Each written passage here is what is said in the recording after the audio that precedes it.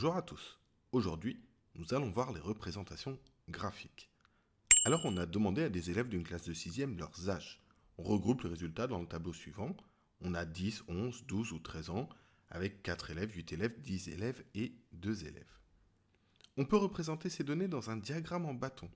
Alors simplement, en abscisse, on va avoir les âges, 10, 11, 12, 13. En ordonnée, le nombre d'élèves, un carreau représente 2 élèves. Ensuite, on va tracer un bâton de hauteur, le nombre d'élèves.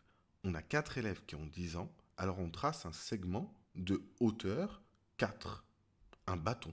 On a 8 élèves qui ont 11 ans, de la même façon, on trace un bâton. On a 10 élèves qui ont 12 ans et 4 élèves qui ont 13 ans. On a alors un diagramme en bâton.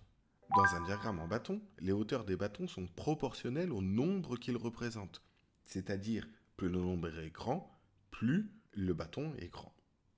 Dans un diagramme circulaire, ce sont les mesures des angles qui sont proportionnelles au nombre ou au pourcentage qu'ils représentent. Voyons un petit exemple. On va calculer les mesures d'angle sur le même tableau. Pour cela, on va rajouter une ligne, les angles, et une colonne totale. Ensuite, on calcule le total, on sait qu'on a 24 élèves, et le total des angles, on sait que c'est 360. Par la proportionnalité, on va trouver les angles 60 degrés, 120 degrés, 150 degrés et 30 degrés. On peut alors construire le diagramme circulaire suivant. On peut aussi utiliser un graphique cartésien pour représenter l'évolution d'une grandeur en fonction d'une autre. Voici par exemple le niveau sonore d'une pièce selon l'heure.